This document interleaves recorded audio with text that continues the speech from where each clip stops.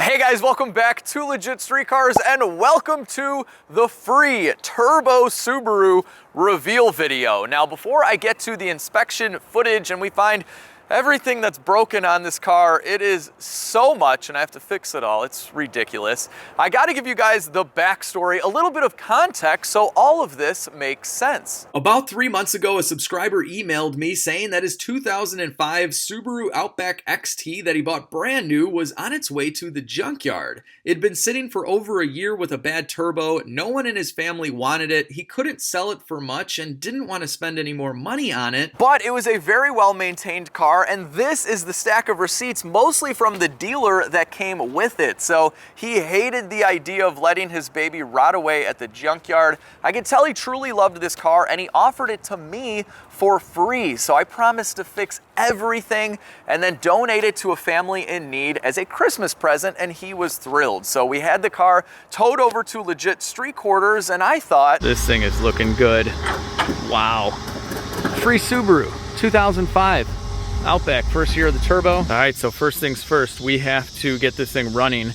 It hasn't ran in about a year and it's missing a battery, and supposedly it's gonna smoke a lot from the bad turbo. So let's see what happens. All right, here's our makeshift battery. And we have power. So it's got a really bad turbo, 128,000 miles. Let's go ahead and put this in park.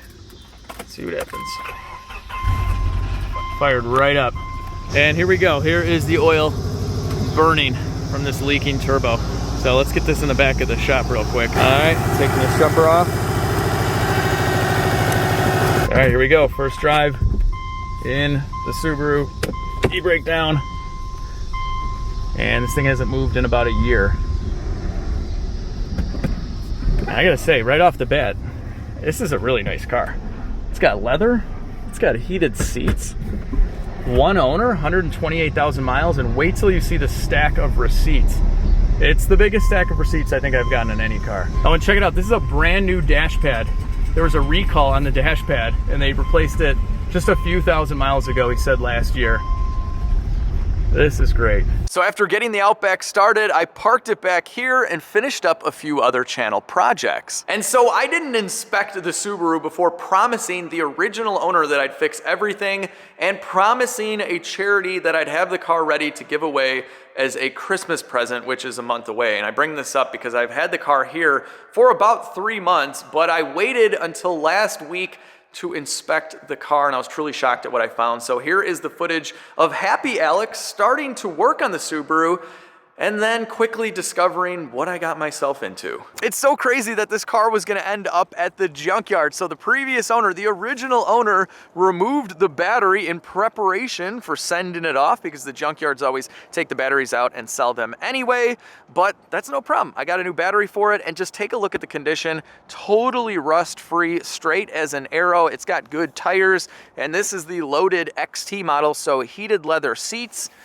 a really big sunroof, and it even has WeatherTech mats. I mean, it needs a detail, but it was free. I don't know if anyone's ever sat in the back seat. It's perfect, and he gave me a bag full of parts, so I gotta check out what he left me in there. But for now, let's just go ahead and install our new battery. Hopefully I can find the hold down somewhere. All right, little negative action going on here. Just dropped the 10. That always happens with sockets, not with wrenches. It's cold out here, not used to working with gloves. So we'll tighten these up. And the negative. All right, battery installed. And aside from the fact that I know it has a bad turbo, or at least that's what he told me, this might be pretty close to all we're doing. The tires are in good shape. Maybe we have to do some brakes. They're kind of rusted. But anyway, let's go fire it up and listen to the engine. He also gave me, I think, 4 sets of keys, which is phenomenal. So let's go ahead and fire it up. Huh, it's got kind of a long crank. There we go. Okay, all right, let's move this up in front of the shop here. And I just want to hear the engine. I don't want to smoke out the shop, so we'll leave it outside. It doesn't sound too good. Sounds a little clanky, a little rattly. Could be the exhaust, could be the turbo that's eating itself alive maybe? Or it could be the bottom end of the engine. guys hear that? Hopefully that's just the exhaust, which is a little rusty, by the way.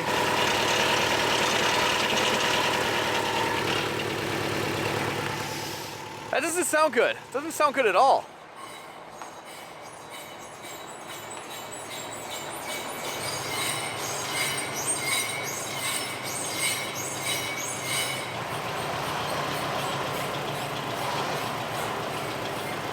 All right, so the Subaru sounds absolutely horrible. Unlike my Cove Commuter 2 wireless Bluetooth speaker, check this out.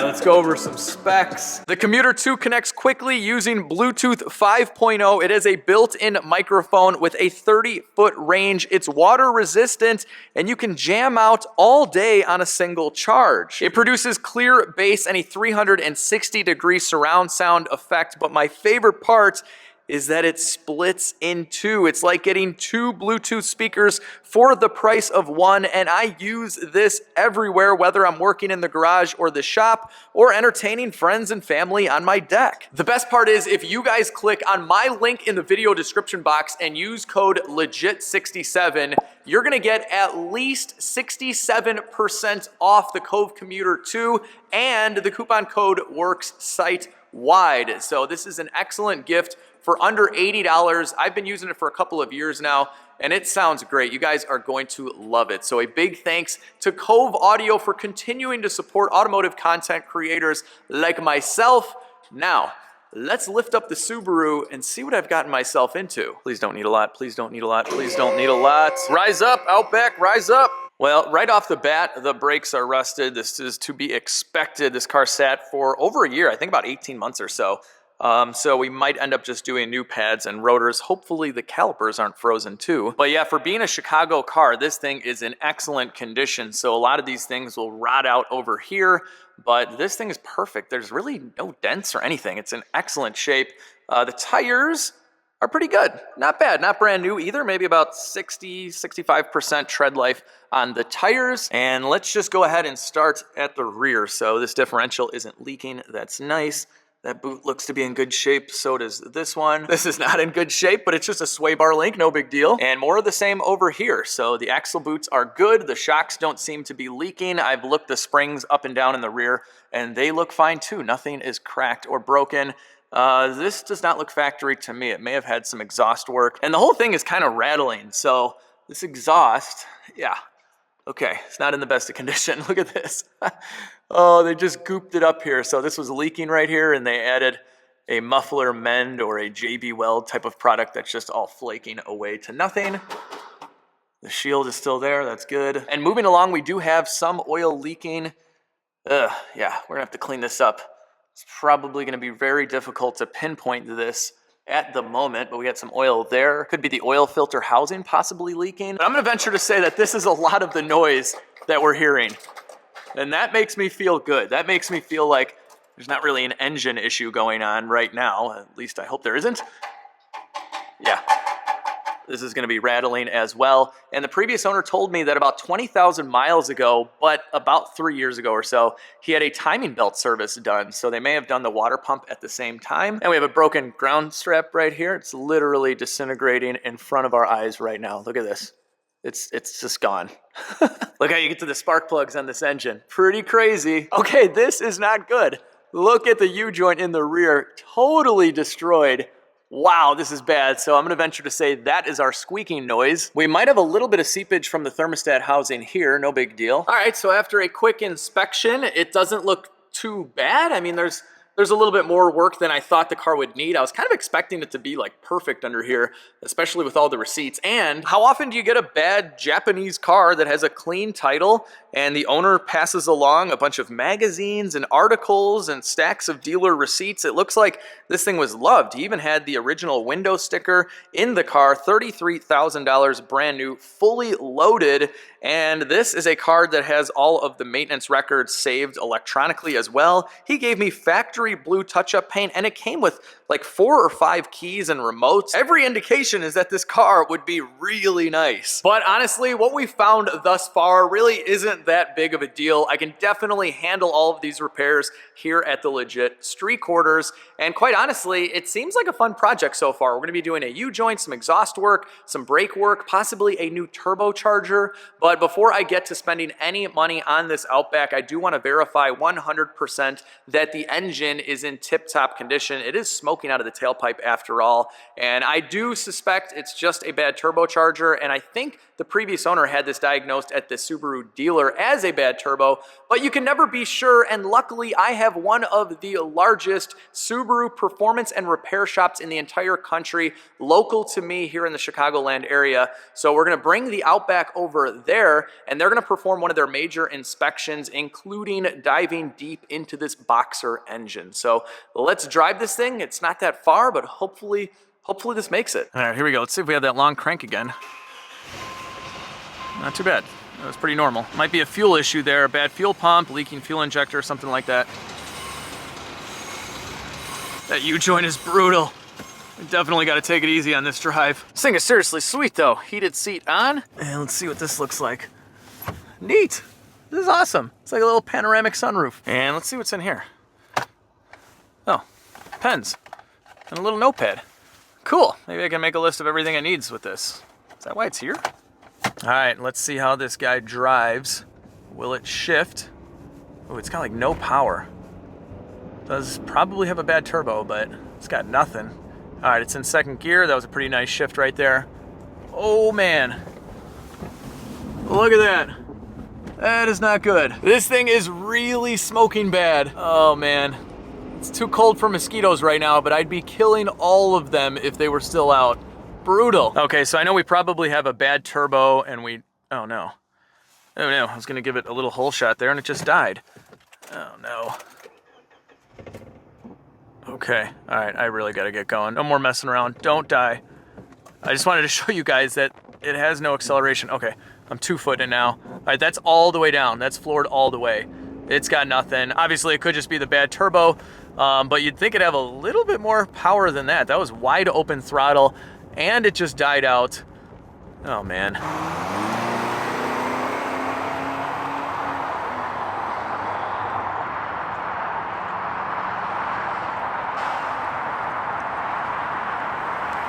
We got smoke coming from underneath the hood here. Guys, I've never really worked on Subaru before, but it's a Japanese car. It's super well maintained. Why do I get the feeling that I'm going to replace obvious smoking gun parts like a bad turbocharger, but I'm still gonna have a ton of issues? This thing is shifting really weird. Long crank, it dies out. There is a lot. This is all kind of starting to tumbleweed, and we haven't even made it to 6 Star for the inspection. So is it too early for me to get nervous?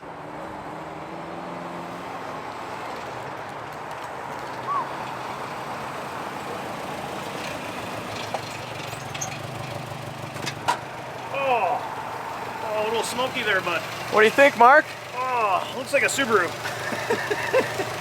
All right, so we're here at 6 Star Motorsports in Schaumburg, Illinois for our big inspection, and I'm not gonna lie, I'm getting pretty scared right about now. All right, so we have the Outback racked over here at 6 Star Motorsports, and Chris has already started the advanced inspection by checking over all the lights, making sure the wipers work, and things of that nature. Yes. But Mark is gonna get down and dirty with this one. We have a whole list. Yeah, we have a full multi-point inspection. This is our advanced service, so it does come with the compression test, a leak down test, a smoke test, intake, exhaust sealing, and evap. So we go over the entire car. So we're going right after the coolant reservoir here to see if there's any head gasket material. All right, so the guys noticed the membrane, the little rubber there on the crank pulley is starting to come apart, which could be an issue because eventually It'll look like this, and then it'll go like that. Okay, yeah, then we don't need that. No, so it'll come apart, and all of a sudden you'll start getting little belt squeaks. Motor will do its little Subi shimmy, and then all of a sudden it'll just stop running, and there you go. That is a bad U-joint there, sir. Holy smokes, look at that. Yeah. Look at, oh pretty my bad. God. You want to test it? It could be part of the squeak. Dude. Yeah, I haven't seen one that bad. This is the second one I've seen. So yeah, it's got a little squeak when we're cruising down the street. Yeah. And I was immediately thinking it's got to be something like this. Yeah, I mean, this But thing. you were also saying the brakes on these will make that kind of noise. The calipers being locked up. Yeah, and then you kind of have all 4 of them locked up, so yeah, it's definitely gonna be a little noisy. But all right, yeah, I mean, looks pretty typical. It's, you know, sitting in the bottom of the ocean for a minute. It was free. Yeah, exactly, exactly. All of the grease and stuff that is sitting here embedded in this rust is actually from the hydraulic mount on this side. So Oh, the they're dog bone- hydraulic on the diff mount? Yeah, Wow. this dog bone is leaking. Okay. It's her comfort, you know, legacy. Right, GT right. Cruiser. All right, we'll add that to the list too. This list is getting quite long. So the guys are finding everything right now. So we know we have the rack boot is leaking. We also figured out the inner tie rod is shot over here. So I'm probably going to need an entire new rack. Motor mounts are definitely collapsed. And yeah. I'm going to say it once again, people. You think getting a free car is so awesome. This is a free car. This is what you get when someone literally tows the car to you, hands you the keys and the title, and says goodbye. You get a basket case like this, but that's okay because we're going to fix all of this stuff up. It'll probably greatly exceed the value of the car, but that's what we do. Something else Mark pointed out is that there is a technical service bulletin on replacing these lower control arms, and our bushings are basically escaping the control arm right now. So I'll probably just order up new lower control arms, call it a day. The rack, the mounts. We just found a little leak here from the thermostat housing, so it's adding up. All right, so next up, Chris is going to smoke out this entire engine. We are looking for any leaks because the intercoolers are actually prone to leaking, among many, many other things. So this is a really cool piece. It expands to fit whatever pipe you're going into, and we're just gonna go ahead and start filling it with smoke. So this car has an extremely long start, which I would assume would be fuel related. Mark had mentioned it actually could be a vacuum leak. Any kind of air coming in, bypassing the mass airflow sensor on these, I guess it's pretty sensitive. See the smoke starting to billow up right out of here. Oh yeah. So I think it's coming from the turbo armor. All right, so we actually had to lift the car to find this leak. There's a little bit of smoke coming up from the bottom here, and it's actually coming out of this up pipe right here that feeds the turbo. So they do the leak test to see if there's any vacuum leaks or any intake leaks. These intercoolers are prone to leaking, but everything seems to be sealed just fine. We just found that one leak down there, so we're gonna have to figure that out. But it's good to know we don't have any leak from vacuum lines and tubes and intake stuff. All right, so next up is the most important test we're gonna be doing, and that is the compression and leak down test. So right now, Chris has removed the battery, and he's going to remove these coils so we can get to the spark plugs, and then the battery actually goes right back in for the actual test. We got one of the spark plugs out, and yeah, these plugs are pretty nasty looking. All right, it's compression tester time. Not gonna lie, I'm a little scared. All right, so he's connected a little push button to the starter, which is right over there. And whenever you're ready, Chris, let's do this.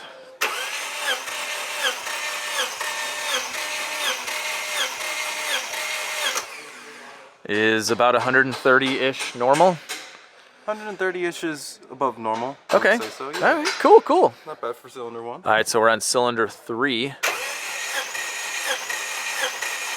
Yes, about the same. Yeah, so right at about 135 on that one as well. All right, we got cylinder 2 next.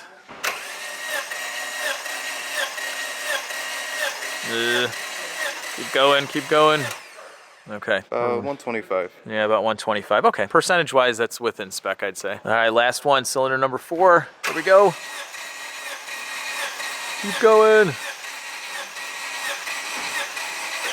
Another 125. This battery is getting a little weak, so I'd say that's pretty good. So typically when you do a compression test, you don't want to see a difference of more than about 20% between cylinders. So we have 135 and about 125 depending on which cylinder, which is under 10%.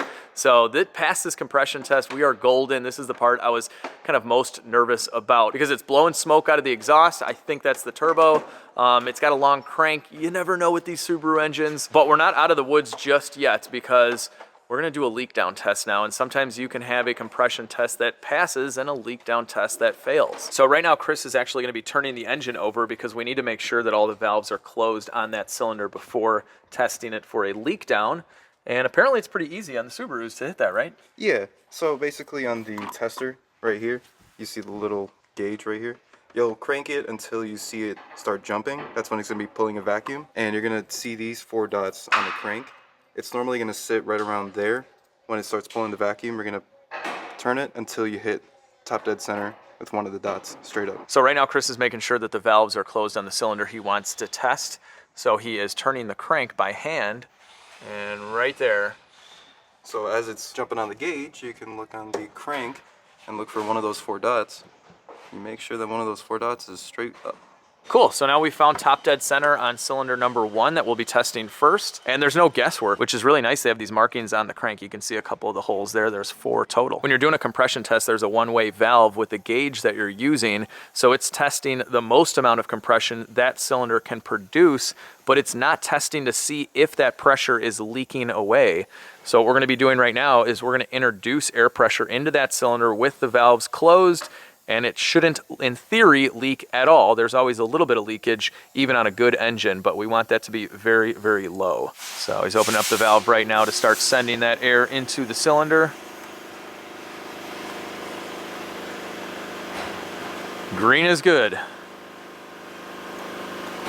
And there we go, right at about 100 PSI of air in the cylinder. So we're at about 10-13% leakage, which is totally normal. You're gonna have some leakage past the piston rings and whatnot. But that's good. Okay, yeah, we have a little bit coming out of the crankcase. Again, it's going past the rings, you know, pressurizing the crankcase just a little bit. If it starts blowing out little mists of oil and stuff, then yeah, we're doing an engine. All right, cylinder number 3 is next. Hey, look at that. This one's even better. Oh, yeah. Wow, that's really good. That's making about, I want to say 7 or 6. Yeah. 7 or 6%. Not bad. Let's go cylinder 2. Looks like we're gonna have another good one. Nice. That's about 9% right there. We're testing the blow-by hand here too, every time, popping this cap off. Nothing, really can't feel anything at all. All right, last one. Go, go, go, go, go. We're in the green, we're good. Perfect. All right, we're good to go on this engine. I know this car needs a lot of work, but this is something I was nervous about, and I'm glad that we know it's in good shape before I sink any money into this thing at all. So we have a really good foundation overall. The car's not rusted out. It's got a clean interior. It's got a good engine. I haven't really driven it all that much, but it shifts in the few blocks that I've driven it. So I think we have a good platform to start with. And next up, we are gonna boroscope the turbo inlet and see what we can see in there. I'm pretty sure it's got a bad turbo. I'm hoping that's all it needs. 128,000 miles, it's pretty normal. All right, so the guys were telling me I'm gonna have to replace this turbo inlet pipe regardless. So once I start replacing the turbo or messing with any of this, it's gonna break into a million pieces. But instead of breaking it off here, because it's not at my shop just yet, we're gonna boroscope this so we can get a really good look. And right now it doesn't look too bad. Outside of the oil that's in there, obviously. So I think I'll have to remove the downpipe to see if we have any shaft play and to officially condemn this turbo. A little hard to determine at the moment, but there is a lot of oil there.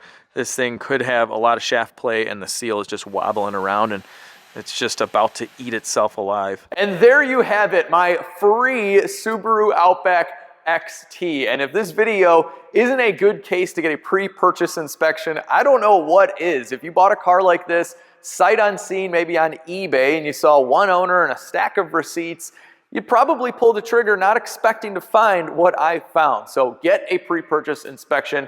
It's very important. I've covered this many times on this channel because I buy a lot of cars that are very, very broken. So I know it seems like this car needs a lot, and it definitely does, but I'm really excited about the project. I think after I'm done with it, this is gonna make a great family wagon for someone out there. I'm a huge fan of station wagons, as you can see here, and I can't wait to get this one all wrapped up. So I have made a list of all of the parts that I know I have to replace to this point. I used the guy's notepad that was in the dash, but I did leave quite a few lines open because there is no doubt that we're gonna find a lot more wrong with this car. I still have to diagnose the long crank, so it could be something related to the fuel system.